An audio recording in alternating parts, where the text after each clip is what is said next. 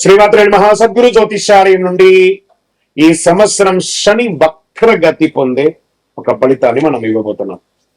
ఇది శని భగవానుడు జూలై 27, 2026 సోమవారం మీనరాశిలో వక్రగతిని ప్రారంభిస్తున్నారు. డిసెంబర్ 11 ఉదయం 3:51 వరకు మళ్ళీ మారి ఆడతారు. దాదాపు 138 రోజుల పాటు ఈ వక్రగతి అనేది కొనసాగుతుంది. అసలు శని వక్రగతి అంటే ఏంటి? ఆల్రెడీ ఆయన అన్ని ప్రయాణం చేసి వెళ్ళిపోయారు కదా, అప్పుడు ఏమేమి మంచి చెడు అన్ని ఇస్తుంటాం కదా, అది బాగుందా లేదని చెప్పి మళ్ళీ తిరిగి చూసి వెనక రావడాన్ని వక్రగతి అంటే. ప్రయాణం సాఫీగా సాగుతున్నది, మళ్ళీ తిరిగి రావడాన్ని వక్రగతి అంటారు. పాత పనులు తిరిగి ముందుకు వస్తాయి, ఆలస్యమైన ఫలితాలు లభిస్తాయి, కష్టానికి తగిన ప్రతిఫలం దక్కుతుంది, నిర్లక్ష్యం చేసిన విషయాలు మళ్ళీ ఎదురవుతాయి, బాధ్యతలు పెరుగుతాయి, జీవితంలో స్థిరత్వం ఎంత ఉందో పరీక్ష కూడా అంతే ఉంటుందని కూడా చెప్పచ్చు. మరి యొక్క ఎవరిని ఎక్కువ ప్రభావితం చేస్తుంది ఈ యొక్క వక్రగతి అని అంటే, శని ప్రకృతి ప్రభావం ముఖ్యంగా వీరిపై చాలా గొప్పగా ఉంటుంది. ఎలా అంటే ఏళ్ళనాటి శని 7.5 ఉన్న వాళ్ళకి, అష్టమ శని, అర్ధాష్టమ శని, శని మహర్దశ, శని అంతర్దశ, జన్మ కుండలిలో శని భగవానుడు బలహీన పడడం, వీళ్ళందరికీ కూడా ఇబ్బందులు వచ్చే అవకాశం లేదు. ఈ సమయంలో ఎదురయ్యే పరిస్థితులు ఎలా ఉంటాయి అని అనుకుంటే, పనుల్లో ఆలస్యం, ఉద్యోగంలో అదనపు బాధ్యతలు, ప్రమోషన్లో ఆలస్యం, కోర్టు వ్యవహారంలో నెమ్మదితనం, భూమి ఆస్తి విషయాల్లో ఆలస్యం, అప్పుల ఒత్తిడి, మానసిక ఆందోళన, సహనానికి పరీక్ష.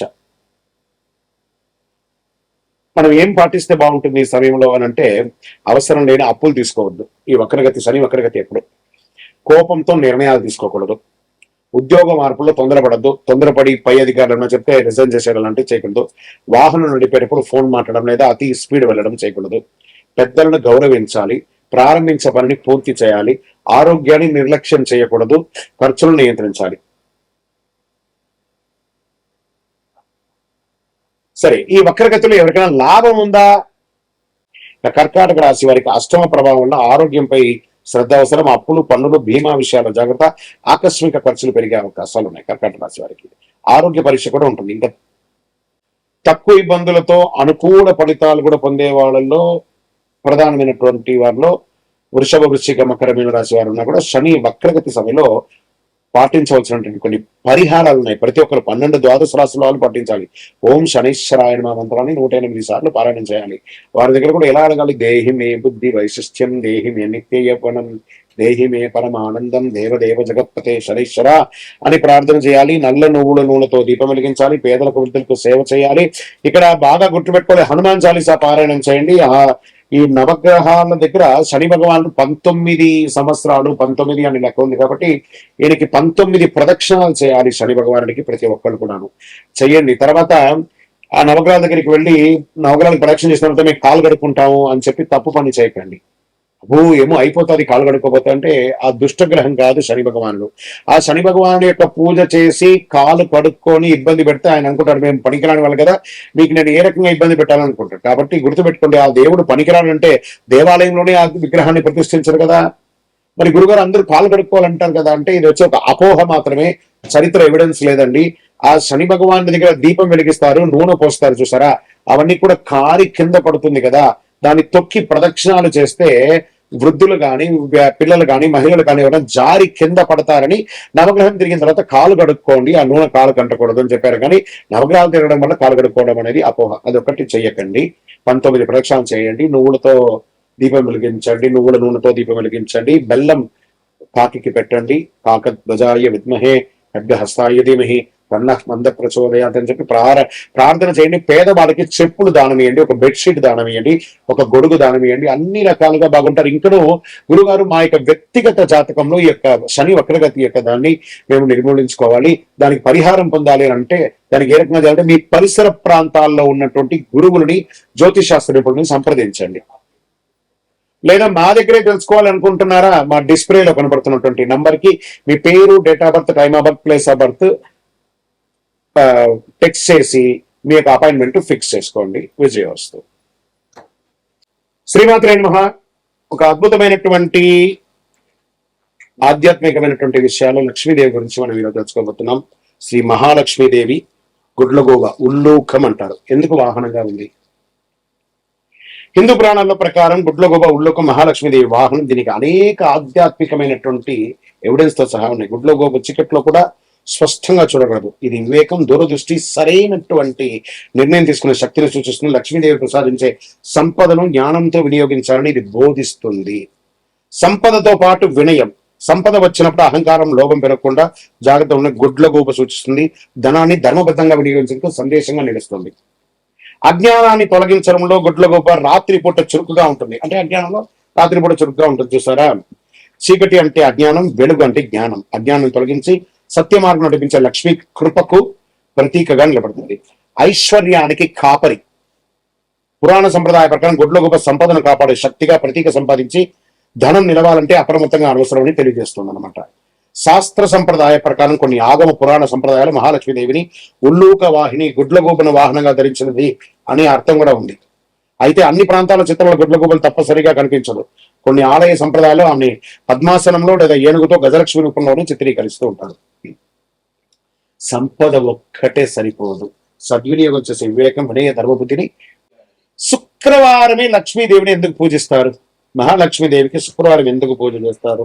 హిందూ సంప్రదాయ ప్రకారం శుక్రవారం మహాలక్ష్మీదేవికి అత్యంత ప్రీతికరమైనటువంటి రోజు. శుక్రవారం అధిదేవత లక్ష్మీదేవి. జ్యోతిశాస్త్రంలో శుక్రగ్రహం వీనస్ అంటారు కదా, సంపద, ఐశ్వర్యం, సౌందర్యం, సుఖ సంతోషాలు, కళలు, దాంపత్యం వంటి విషయాల్లో కారకుడు. శుక్రగ్రహానికి చెందిన రోజుగా భావిస్తారు కాబట్టి అందులో ఆ రోజు లక్ష్మీదేవిని ఆరాధించడం శుభప్రదమైనటువంటి విశ్వాసం. ఐశ్వర్యాన్ని ప్రసాదించే రోజు. ధనాభివృద్ధి, కుటుంబ సంపద, వ్యాపారాభివృద్ధి, దాంపత్యాభివృద్ధి, శుభ కార్యక్రమాలు కలగాలంటే సంప్రదాయ విశ్వాసం కూడా ఉంది. గృహలక్ష్మి ఆరాధనగా భారతీయ కుటుంబ సంప్రదాయంలో శుక్రవారం ఇంటిని శుభ్రపరిచి ముగ్గు వేసి దీపం వెలిగించే లక్ష్మీదేవిని ఆహ్వానించడం ఆనవాయితీగా వస్తున్నట్టుంటది.